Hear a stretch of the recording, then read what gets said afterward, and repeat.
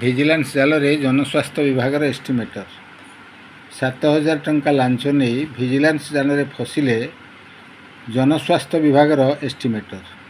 ସୂଚନା ମୁତାବକ ଠିକାଦାର ସୁମନ୍ତ ପରିଡ଼ାଙ୍କ ଠାରୁ 7,000 ଟଙ୍କା ଲାଞ୍ଚ ନେଲାବେଳେ ଧରାପଡ଼ିଛନ୍ତି ରାୟଗଡ଼ା ଜନସ୍ୱାସ୍ଥ୍ୟ ବିଭାଗ ଏଷ୍ଟିମେଟର ରମାକାନ୍ତ ମଲ୍ଲିକ। ଝଞ୍ଜାବତୀ ନଦୀରେ ଥିବା ପମ୍ପ ହାଉସ୍ ମରାମତି ବାବଦର ଏଷ୍ଟିମେଟ୍ କରିବା ପାଇଁ ଠିକାଦାର ବିଘ୍ନେଶ୍ୱର ପରିଡ଼ାଙ୍କ ସମ୍ପର୍କୀୟ ଜୟରାମଗୁଡ଼ାର ସୁମନ୍ତ ପରିଡ଼ାଙ୍କ ଠାରୁ ଲାଞ୍ଚ ନେଇଥିଲେ ରମାକାନ୍ତ। ଗତ ଫେବୃଆରୀ ମାସରେ ଏହାର ମରାମତି କାମ ହୋଇଥିବା ବେଳେ ବର୍ତ୍ତମାନ ସୁଦ୍ଧା ଏଷ୍ଟିମେଟ୍ ହୋଇନଥିଲା।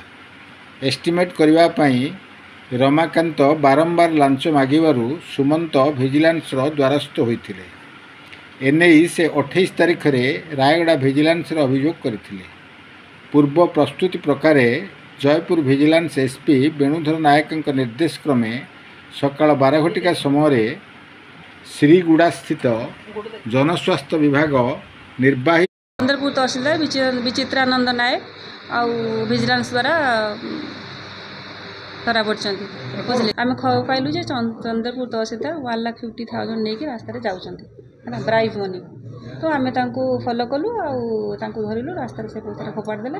ତାପରେ ଆମେ ତାଙ୍କୁ ଫଲୋ କରିକି ଧରିଲୁ। ଠିକ୍ ଅଛି, 1,15,000।